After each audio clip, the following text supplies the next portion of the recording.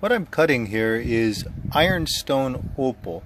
Ironstone is actually a stone that assayed out will be about 5% iron. It's extremely hard, and lays in a lens in the bottom of ancient seabed at sometimes levels as deep as 50 feet here in Yowah. It's also referred to as boulder opal, but not to be confused with a volcanic opal. It's actually a sedimentary opal, and wherein this ironstone formed as possibly round nodules, and then with time and weight flattened out much like a flattened pancake. And so when this process took place, it caused voids in the ironstone. Silica-laden water percolated either through it from the ground, through the sandstone, or up from the bottom, since this is the Great Artesian Basin, and mineral water comes up through it. In any event, these voids filled with silica-laden water and laid down opal, you might say, or basically silica, perfect spheres of silica that threw off on the reflection of light beautiful colors of blue, green, red, and yellow.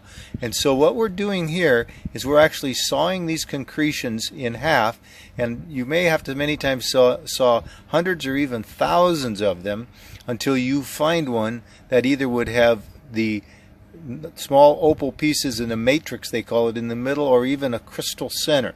If you found a really valuable, what we call a nut here in Yowah, it could have a value of $10,000 to possibly even $25,000. So it makes it worth your while to cut every one rather than hitting it with a hammer, because if you hit it with a hammer to see if there's opal in the center, you would very many times fracture the opal and greatly decrease its value.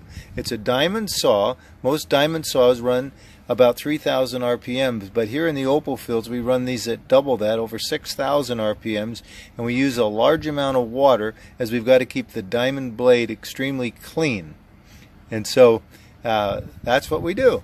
It's a pretty quick process.